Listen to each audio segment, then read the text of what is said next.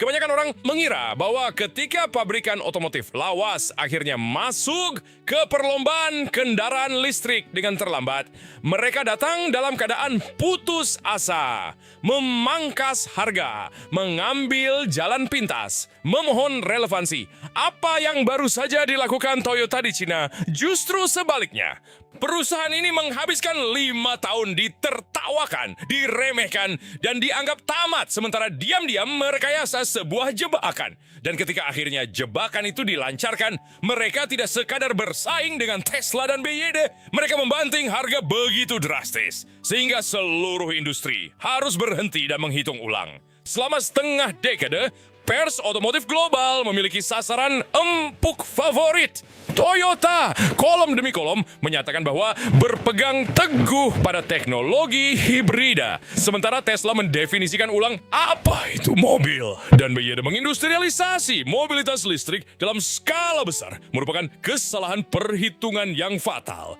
Narasinya rapi, memuaskan, dan hampir diterima secara universal. Toyota adalah dinosaurus dan asteroidnya sudah menghantam. Lalu datanglah BZ5.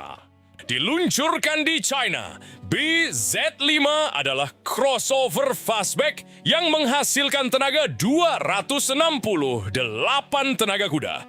Jarak tempuh hingga 630 km, kokpit digital resolusi tinggi 15,6 inci, 9 airbag standar, dan sistem bantuan pengemudi canggih yang memanfaatkan hingga 33 sensor, termasuk unit lidar opsional yang dipasang di atap. Harganya 129.800 yuan, yang setara dengan sekitar 18.000 dolar Amerika Serikat. Itu kurang dari setengah harga Tesla Model Y versi dasar. Ini bukan mobil ekonomis yang serba minim dengan lambang Toyota ditempelkan sekadarnya. BZ5 memiliki panjang 4.780 mm, lebar 1.866 mm, dan tinggi 1.510 mm dengan jarak sumbu roda 2.880 mm. Bandingkan dimensi tersebut dengan Tesla Model Y dan hasilnya hampir identik. Ini adalah crossover mid-size sejati dengan garis atap fastback yang landai dan pencahayaan LED penuh lebar yang diambil langsung dari konsep BEZ Sport Toyota sebelumnya.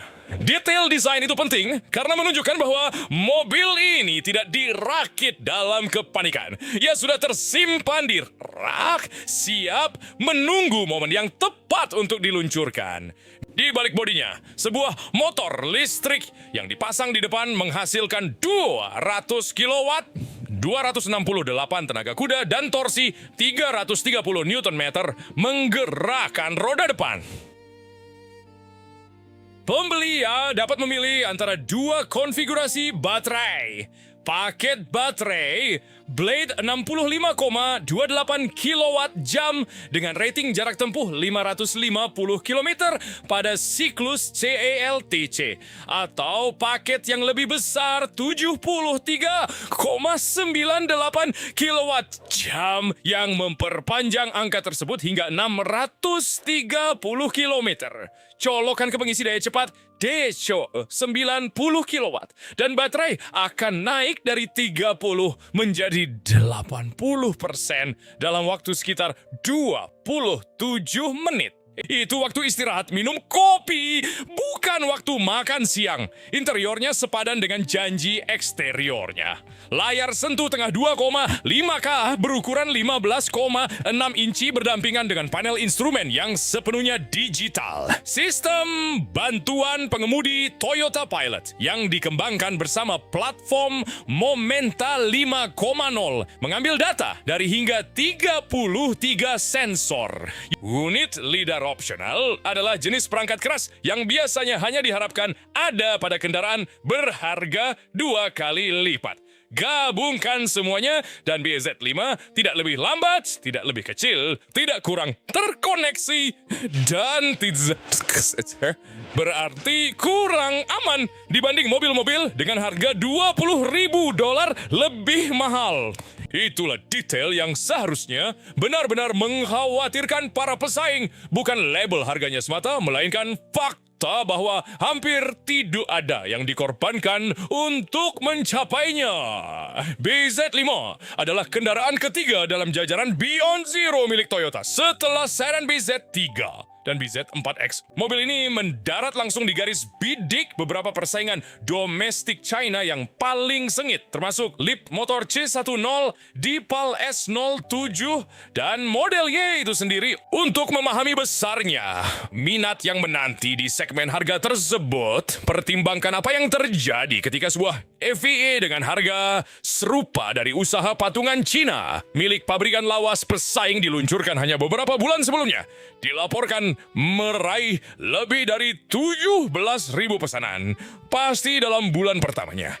Itulah yang menanti bagi pabrikan manapun yang bersedia bersaing dalam harga alih-alih hanya mengandalkan prestis merek. Toyota baru saja membuktikan bahwa mereka bersedia melakukan persis hal itu.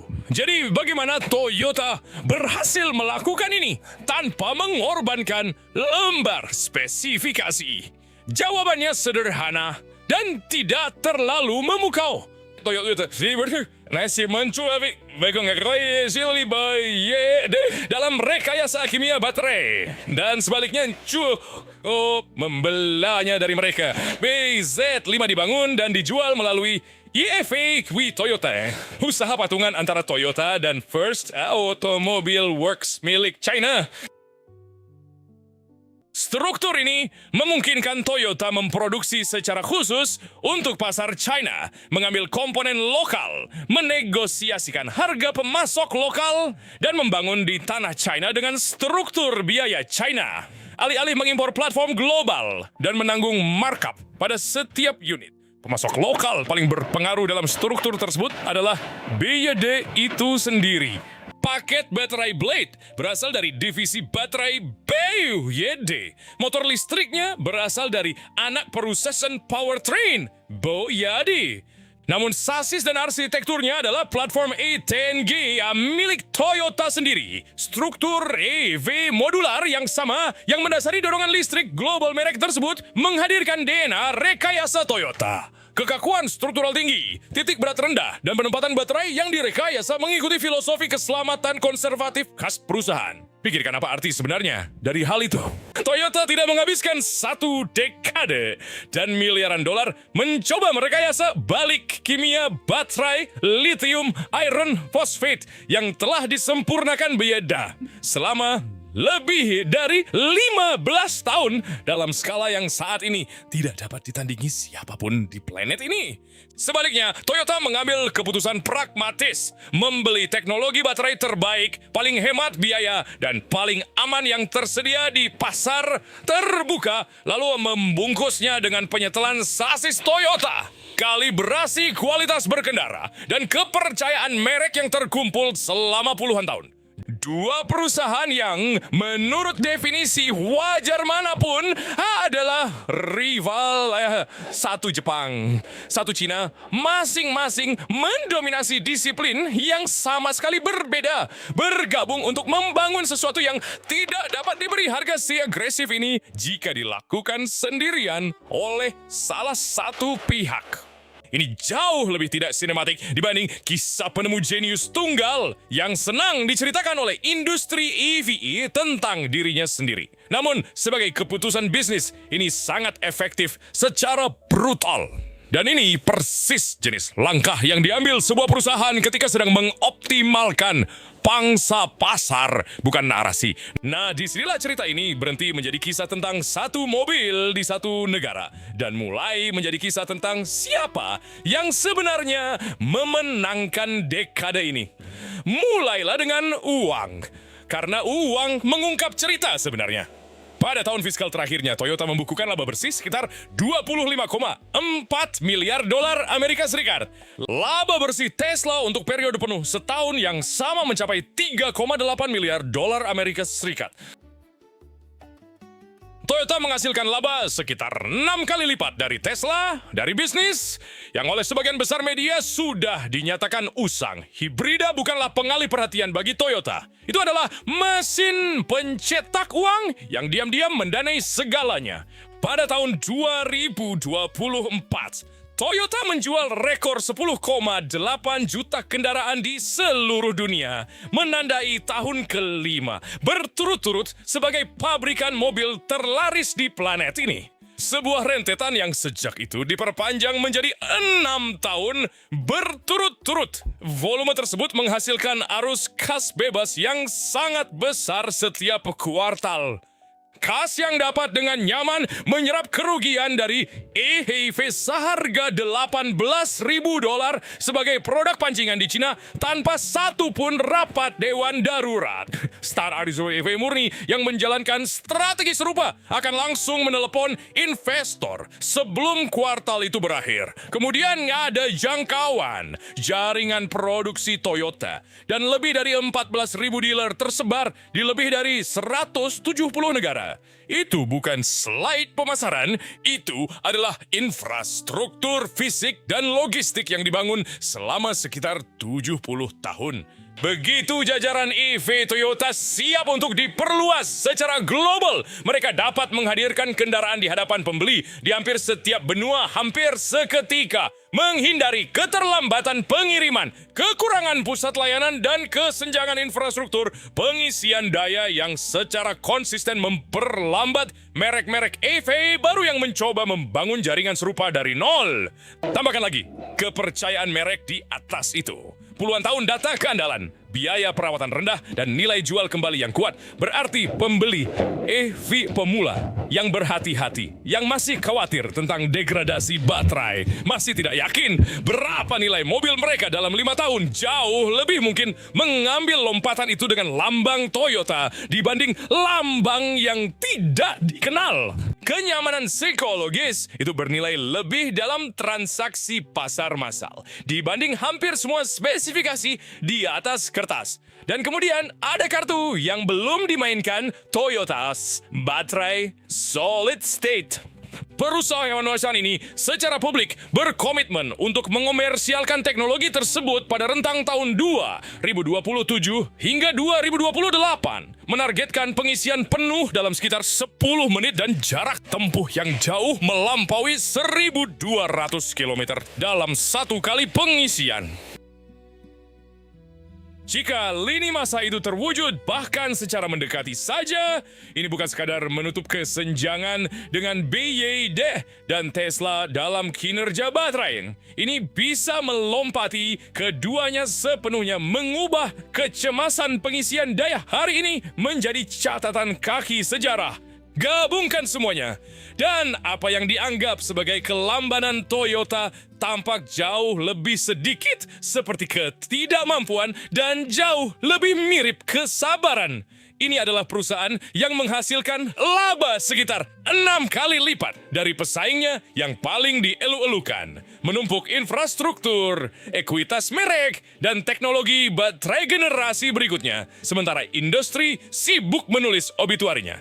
Startup EV yang kekurangan dana dan berlomba menuju profitabilitas harus secara bersamaan bertaruh pada kimia baterai yang belum terbukti, skala manufaktur yang belum terbukti, dan loyalitas merek yang belum terbukti dengan investor mengawasi setiap kuartal. Toyota tidak pernah harus membuat semua taruhan itu sekaligus.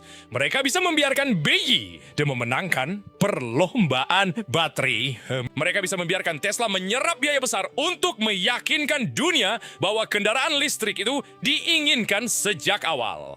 Kemudian mereka melangkah masuk dengan membawa satu hal yang tidak dimiliki kedua perusahaan itu. 70 tahun disiplin manufaktur dan raca keuangan yang bisa menyerap produk pancingan tanpa disadari siapapun. Itu bukan perusahaan yang melewatkan masa depan. Itu adalah perusahaan yang menonton semua orang lain membayar untuk membangun jalan, lalu mengendarai jalan itu tanpa utang. Untuk adil, ini bukan strategi tanpa biaya. Perang harga EVA di China sangat brutal terhadap margin di seluruh papan. Toyota sendiri telah memproyeksikan profitabilitasnya menurun saat berjuang memperebutkan pangsa pasar di sana. Dan beberapa pabrikan lawas telah membukukan kerugian langsung di sana selama setahun terakhir. Crossover seharga $18.000 bukanlah produk bermargin tinggi siapapun yang membuatnya. Namun justru itulah yang membuat strategi ini begitu kejam. Toyota dapat memperlakukan BZ5 sebagai pijakan produk pancingan, cara untuk menancapkan bendera dan membangun memori otot manufaktur di dalam pasar EVE Cina, sementara laba hibrida di tempat lain menyerap dampaknya. Tesla tidak memiliki opsi itu. Setiap model Y yang dijual Tesla harus menanggung bobotnya sendiri karena Tesla tidak memiliki bisnis hibrida 10,8 juta unit yang diam-diam mensubsidi pertarungan ini.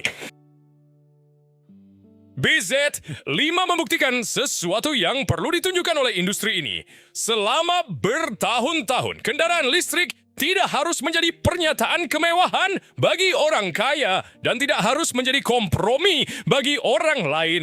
Tesla menyalakan percikan yang memulai seluruh revolusi ini dan penghargaan itu sepenuhnya layak diterima.